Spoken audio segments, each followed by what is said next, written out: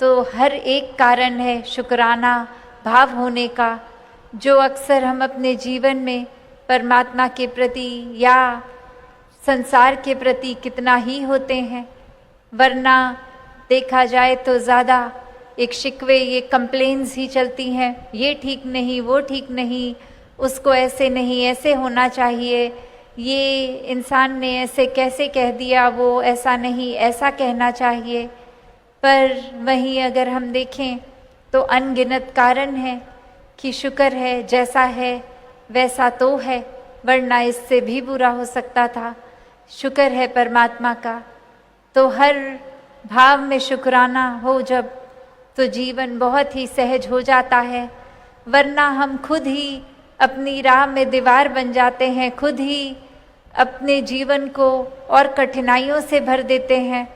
क्योंकि अगर बात वही कि अगर कोई कश्ती में है, पानी में है और तूफान आ रहा है, लहर उसी तरह वो कश्ती में दोनों इंसान को उतना ही हिला डुला रही हैं।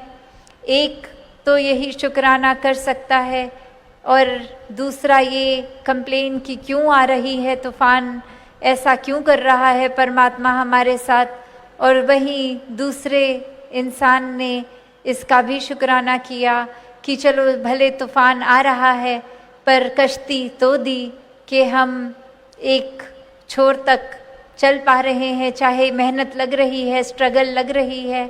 शुक्र है कि एक बिल्कुल ही ऐसी हालत नहीं है। तो बात वही कि एक ही सिचुएशन में, एक ही परिस्थिति में दो अलग तरह से, एक ये व्यवहार रूप, एक सोच रूप। तो बात वही कि संतों के लिए भी वही परिस्थिति है और जो परमात्मा से बेमुख हैं उनके लिए भी वही परिस्थिति है। फिर भी ये संतोधन जो है, ये शुक्राना भाव, संतोष, ये मन में शीतलता, सहजता जीवन में, ये सिर्फ और सिर्फ इस ब्रह्म ज्ञान द्वारा, ये परमात्मा की प्राप्ति, परमात्मा के एहसास द्वारा है। वरना तो फिर संसार वाला ही अगर रूप संतों का होता तो संतों का एक रुतबा जो इतना ऊंचा है वो फिर नहीं होता। वो आम ही जीवन की तरह आते, संसार में जन्म लेते और माया रूप संसार में हर पल किसी न किसी चीज़ में उलझ के, सांसें गवा के एक रुखसत हो जाते। ना वो मोक्ष मुक्ति की बात आती, ना फिर और कोई वो जीते जी एक अपने मन में वो शांति महसूस कर सकते। फिर तो यही आया जाए का ये शरीर रूप या आत्मा का बदलते ही रहना, फिर यही रह जाता। पर कैसे ये एक एहसास ही कि परमात्मा अंग संग है, तो फिर ये जीते जी ही मुक्ति और जीवन के बाद भी ये मुक्ति। फिर ये आत्मा को पता है कि शरीर चाहे एक के बाद एक बदलने पड़े, पर असली एक आइडेंटिटी क्या है, अस्तित्व क्या है, तो ये परमात्मा के साथ इस आत्मा का मिलन जो जीते जी इस मानुष तन में हो।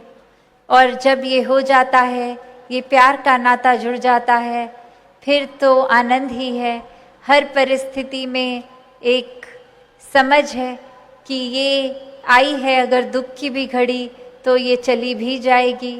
और कैसे ये निर्लेप रूप इस आत्मा पे चीज़ों का फिर उस तरह प्रभाव नहीं पड़ता, एक जीते जी भी परिस्थितियों का प्रभाव इस तरह नहीं पड़ता।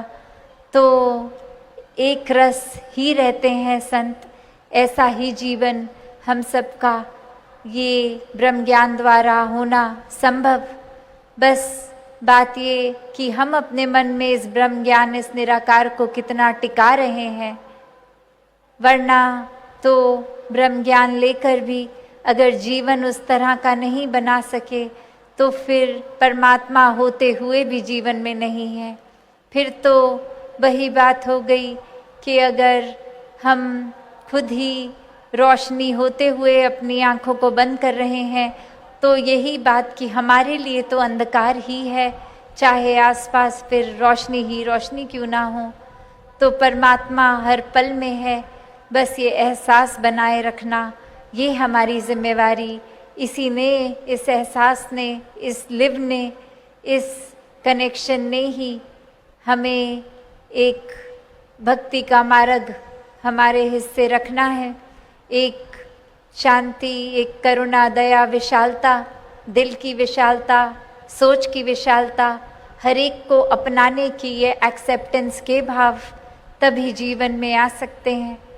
तो यही अरदास हर किसी के हिस्से ये ब्रह्म ज्ञान की दात आए और ये टिके, जीवन अपना ब्रह्म ज्ञान के ऊपर चला के हर समय इस परमात्मा के दर्शन होते ही रहें।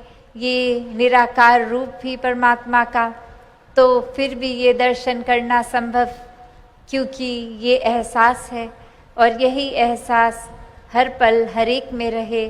सेवा सुमिरन सत्संग करते रहें और जैसे ये समागम में भी ये इतना सुंदर रूप बना, सभी एक साथ मिलके बैठे भी हैं, तो वो भेदभाव मन में नहीं है। ऐसे ही अपने जीवन में हम हर पल में हर एक को वो दिल में अपनी जगह देते रहें, एक दिल से दूसरे दिलों तक पुल बनकर रहें, हर किसी के मन में एक अच्छाई ही खुद भी रखें और सामने वाले को भी दें। तो दातार कृपा करे हर किसी पे। साथ संगत जी प्यार से कहना, धन निरंकार जी।